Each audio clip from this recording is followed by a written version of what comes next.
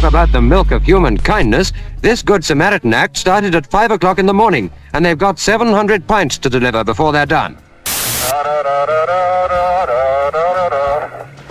I'm somebody now!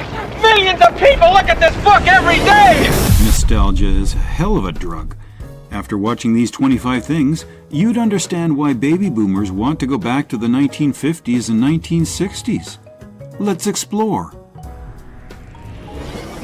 Number 25. Novelty-shaped landline phones. Baby boomers will remember the diverse landline phones shaped from the past, some even in funny shapes. For example, a duck phone, Coca-Cola bottle phone, unisonic clear phones where you could see all the parts inside, a giant piano phone with the numbers being the white notes on the piano. They used to be the center of conversation among the hosts and the guests as soon as they noticed them. In order to dial a number, they had to rotate the wheel, which was oddly satisfying, but not if all your friends had numbers starting with 799. It could be quite tiresome since you had to rotate the dialer 10 times just to dial a zero. The call rates were very expensive, and that's why we have this story where a university student drilled a small hole in the floor and ran phone lines to hook into the campus phone system. Boom! Free phone service!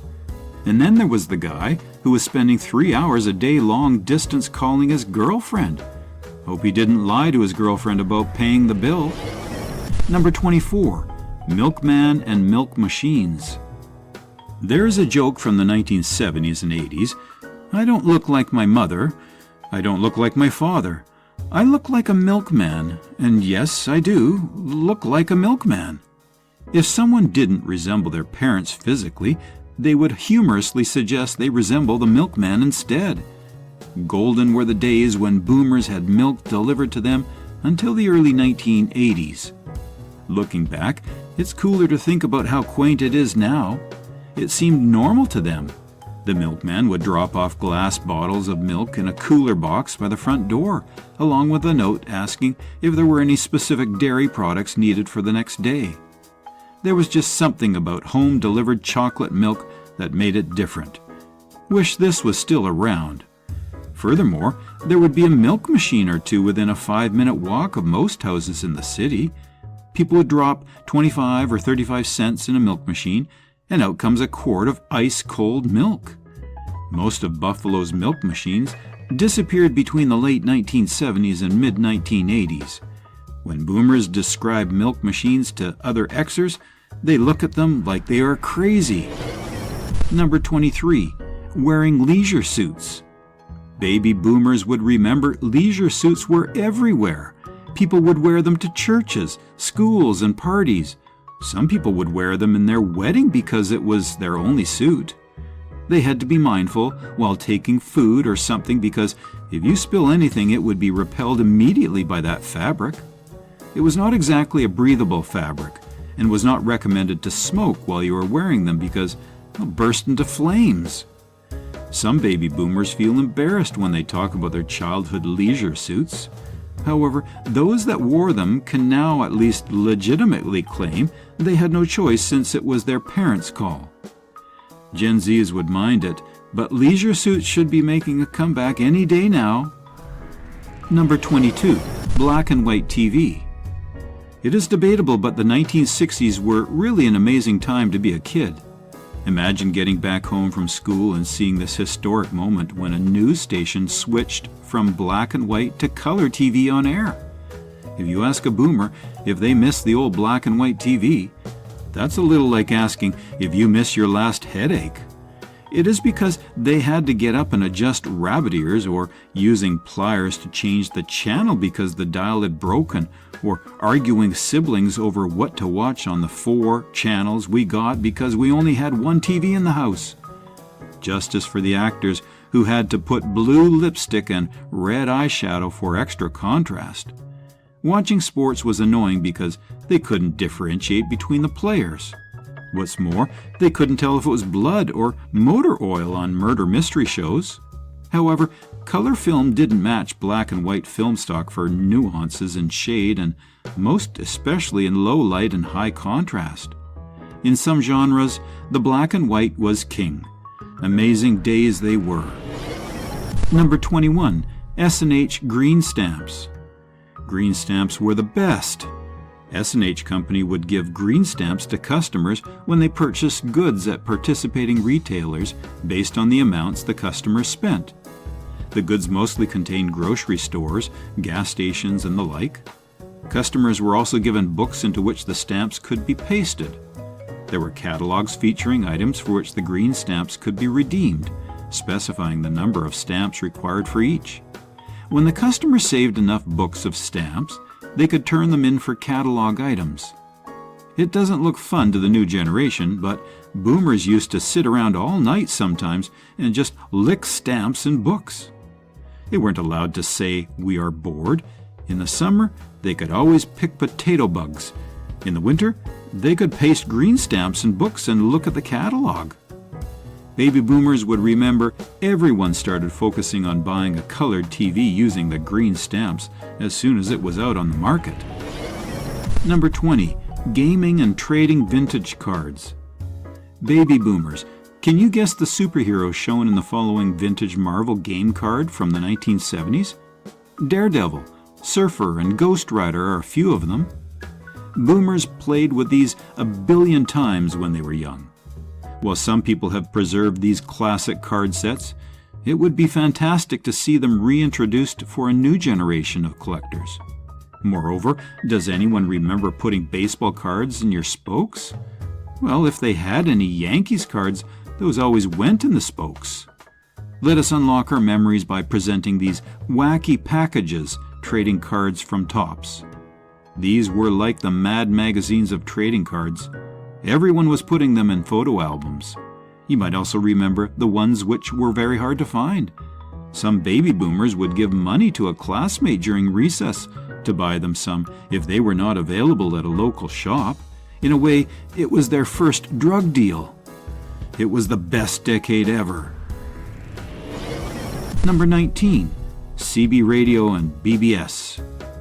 This clip might evoke nostalgia for baby boomers, where Burt Reynolds is using a CB radio alongside Sally Field in the 1977 movie Smokey and the Bandit. CB radios were the only real long-range communication stuff other than telephones. Baby boomers have had great memories of bolting an antenna to the top of their house and talking with loved ones a few miles away. They would also remember talking to their friends while watching the same TV show. The 80s were wild and exciting. Technology was kicking it. Still, pre-internet, but you will recall BBS was the way to live and die. Logging in to see what people had said online in the last few days was nifty. They would run BBS on an Apple II clone that had a group of 25 or so local-ish people, since long-distance charges were a thing. Every once in a while, they'd have a party and everyone would meet in person. That was crazy. Number 18. Moon landing. 1, ignition. Flat away, Houston. Vector good. We're burning flat. That's flat. Looks good, flat. These are the visuals of Neil Armstrong's stepping on the moon for the first time ever. Baby boomers were extremely lucky to have experienced this magic moment. Families rushed back from a vacation or weekend trip to get home in time to watch the Apollo 11 mission. Children from that time will remember it was very boring. Black and white, a lot of talking heads, some footage of nerds in front of computers. They wanted to go play in their rooms, but their parents made them watch it. Only now do they know how important it was. Baby boomers will recall Walter Cronkite, anchoring the CBS network coverage of Apollo 11 mission, was initially left speechless. Eventually, he managed to exclaim, "Man on the moon. Oh boy, whew, boy." Later he recalled he had hoped to say something more profound, but the words that came out were all I could utter. It's hard to explain to young people who grew up with cable and streaming how this was such a universal cultural experience. Number 17. The Osmonds. Music-loving baby boomers will recall the Osmonds. It was a famous American family music group that reached the height of their fame in the early to mid-1970s. The group consisted of siblings from Ogden, Utah, and were known for their clean-cut image and catchy pop tunes. Some of the most well-known members included Donny Osmond and Marie Osmond. The power of primetime television in the 1970s was very potent. There weren't many options, so everyone in the U.S. knew Donny back then. Baby boomers will remember there was a time you couldn't walk into a newsstand and not see his face plastered on every single teen magazine. Osmonds had a couple of decent hits, including One Bad Apple, which was an attempt to emulate the Jackson 5. The format required the Osmonds to learn a new song set each week and never really play the same song twice. Even with those constraints, they somehow made their music sound really catchy. Number 16. Pop tops. Can you imagine these structures are made purely out of pop tops? In the 1960s to 1970s, aluminum cans had tabs called pop tops that detached from the top to open, unlike current tabs that stay on the can. If you weren't very skilled, you could at least make a chain out of them. Pop tops have a lot of memories attached with them. Low-key saying, boomers were dumb, but there was a common practice to pull the pull top off your soda and then drop it into your full can of soda. There were countless stories of stepping on these as a kid in bare feet in the summer and slicing a foot open. Baby boomers would have a long chain of them in the late 1980s that they kept under the seat of their trucks so they could brag about how many cans of beer they drank. They used pop-tops as projectiles in the classroom as kids. Pop-tops were fun, but it was horrible when the ring part broke off without taking the tab off, and you would be stuck with a can of pop and no way to open it. Number 15. Perpetual towel contraptions. If you ever used one of these perpetual towel contraptions to dry your hands in the 1970s, you're probably immune to all forms of viruses and diseases now.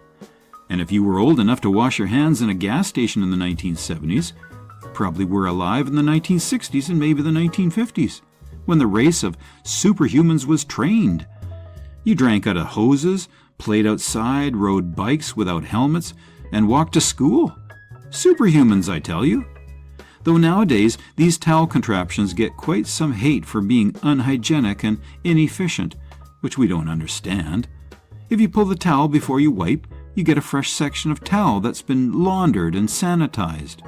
The only time they are problematic is when the roll is not changed promptly. Even so, people are usually wiping freshly washed hands on them.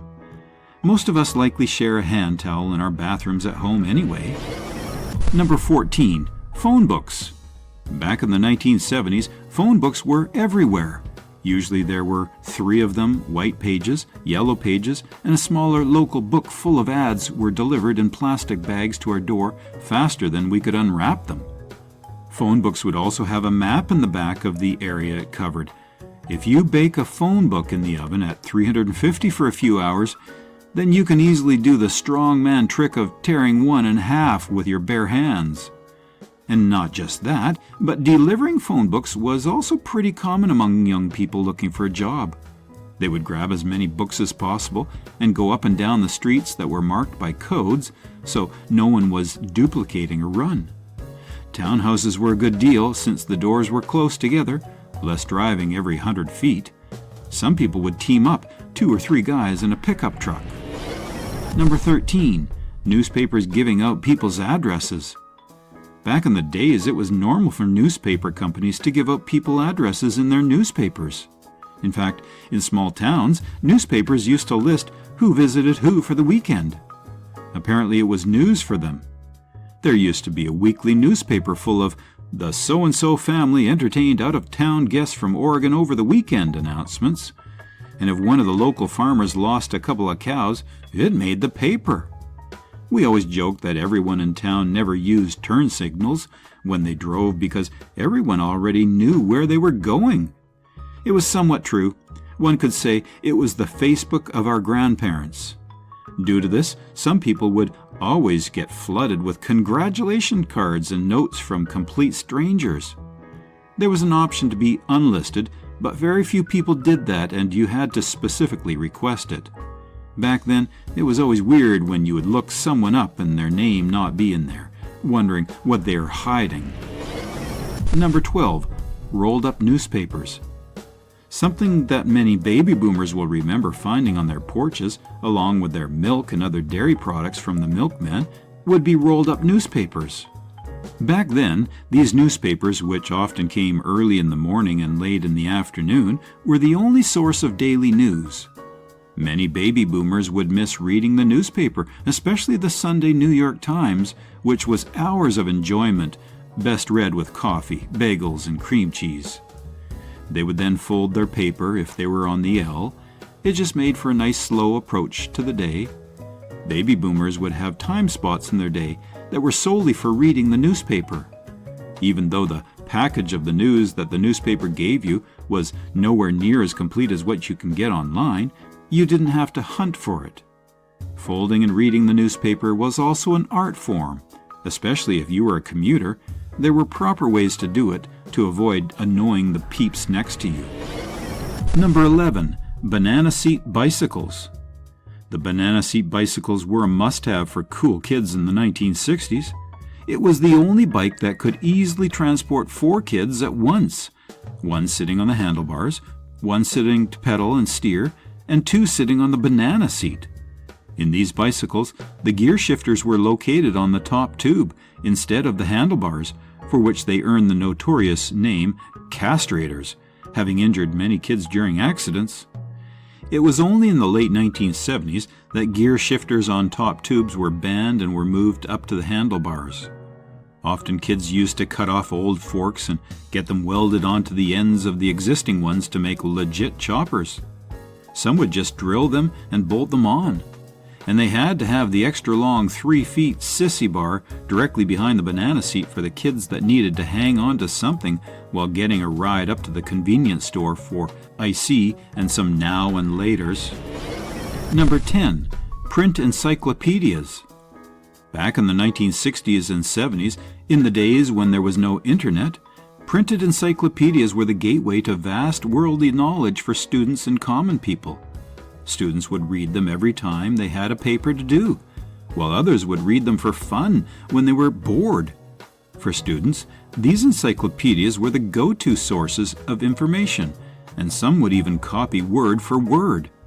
They were often stacked up together in the shelves in the study room, along with a Webster dictionary, which would need a different stand on its own. A lot of people had this hobby of reading a random part of the encyclopedia every day or night. Instead of doing chores or schoolwork, they would pick a random letter and skim through its section the whole night. This is how baby boomers nowadays can answer questions on seemingly random topics.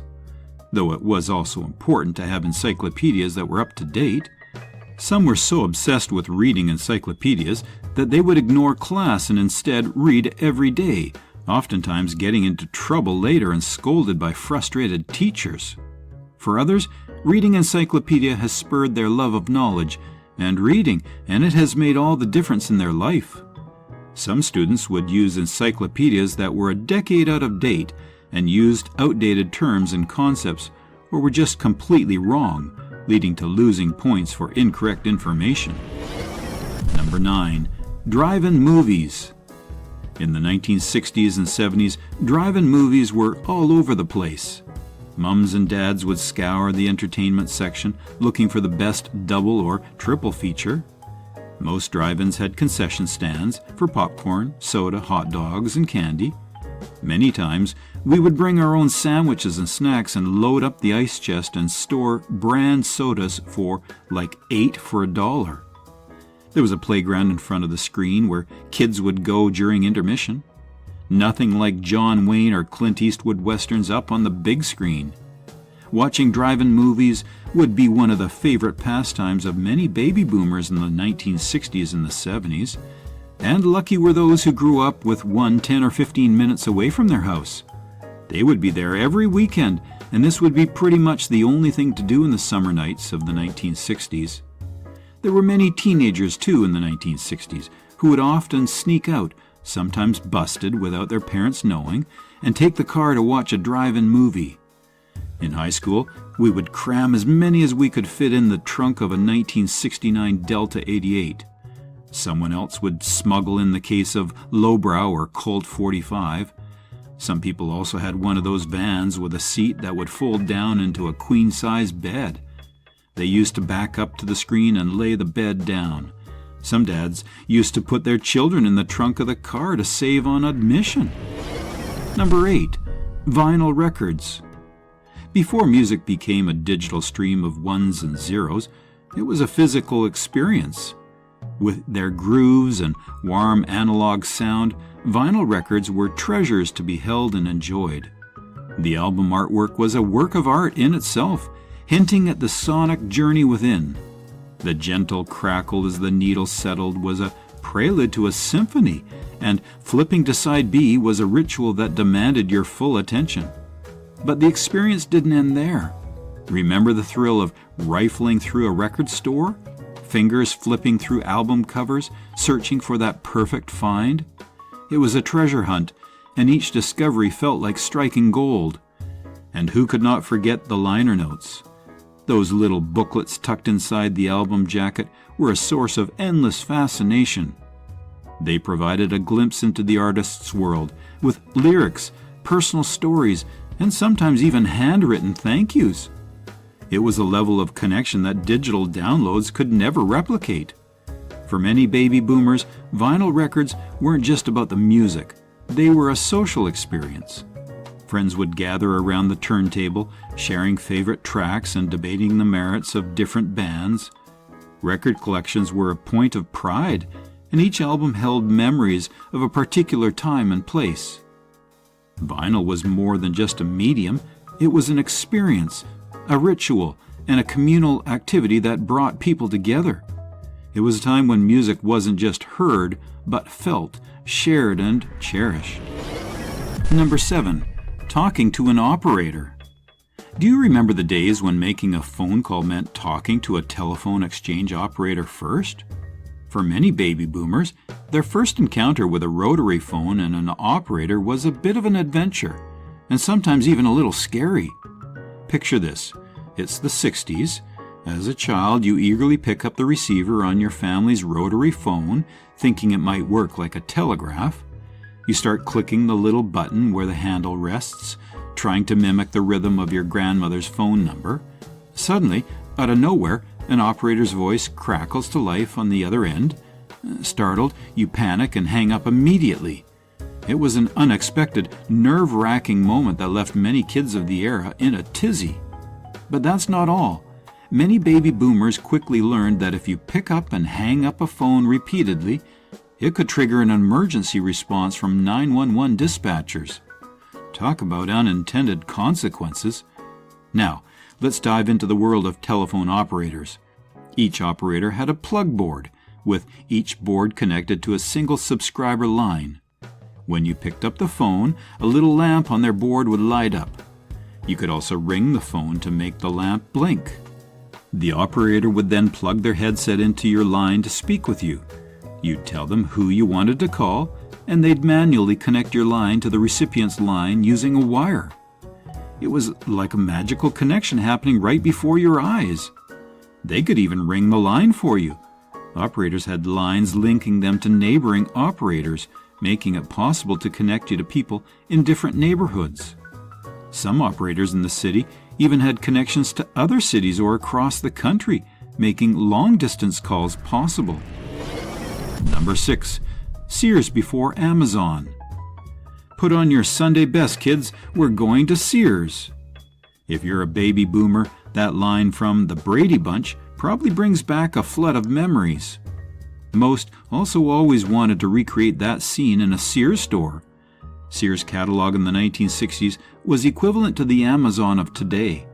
You could get anything in the catalog shipped to your home, except very large items were shipped to the local freight dock. Things like prefab houses, for instance, which Sears sold for many years. Sears was more than just a store. It was a cornerstone of American life, a place where families went not just to shop, but to experience the future. Remember those cool bus stops with the iconic Sears logo?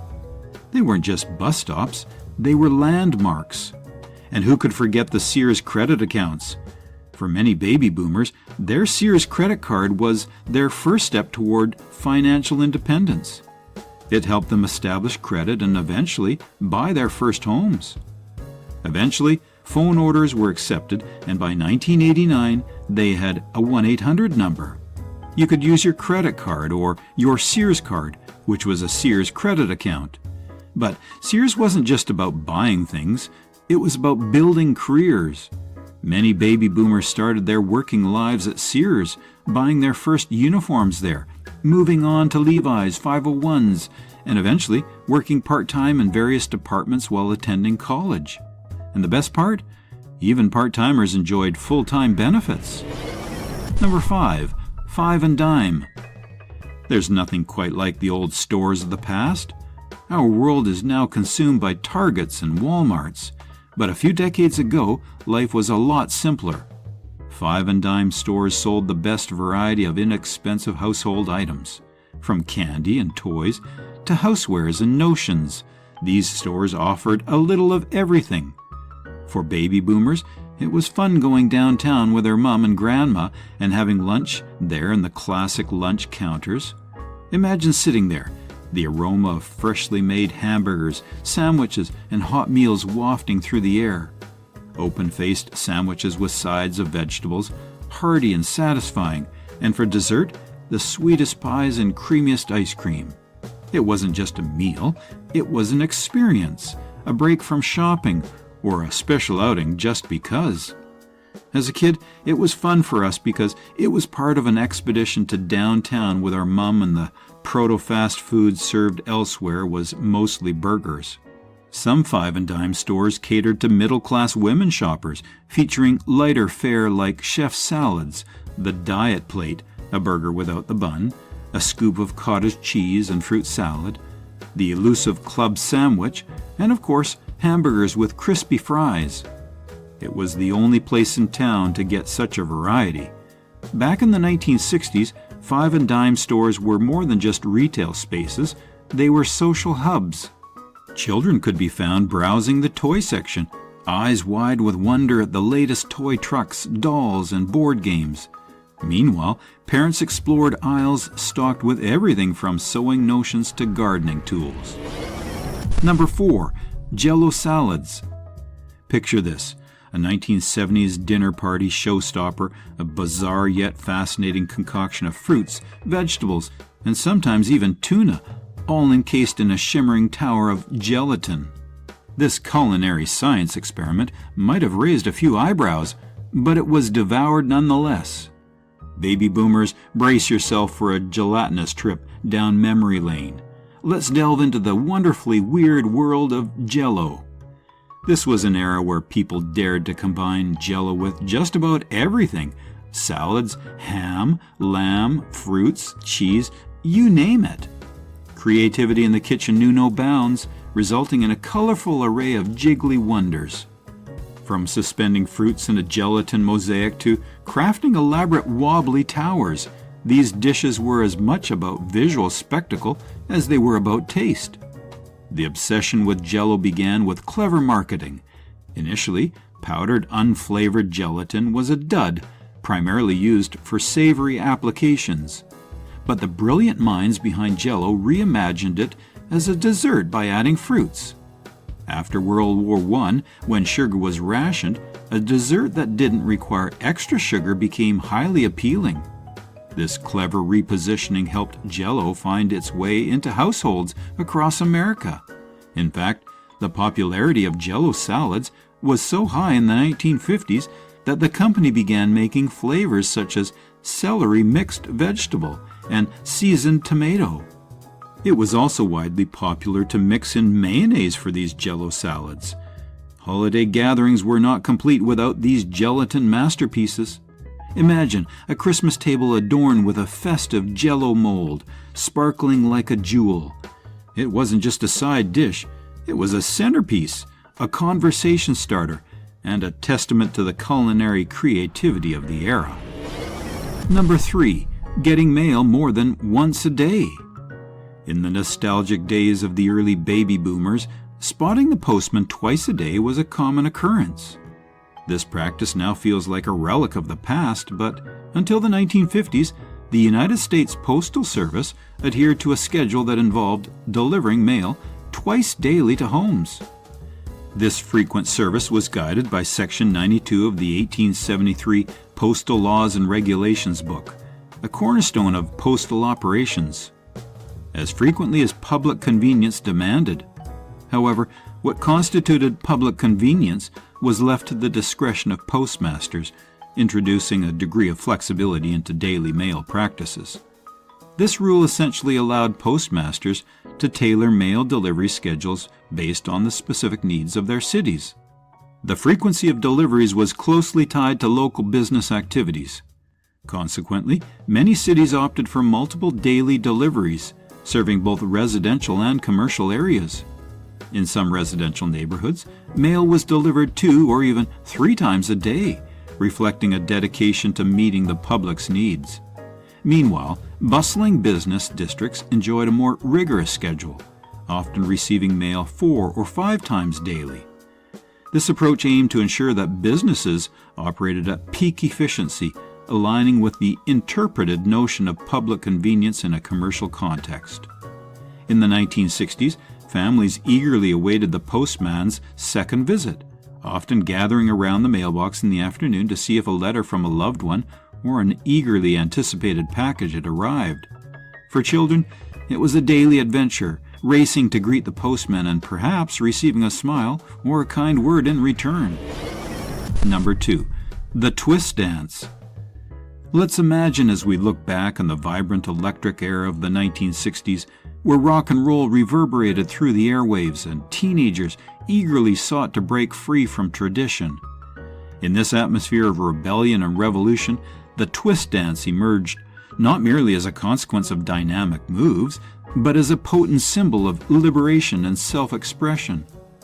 The post-World War II baby boomer generation was in full swing, fueled by the dominance of rock and roll music and Elvis Presley's captivating performances featuring daring dance moves inspired by West Indies-influenced dances of African American teenagers.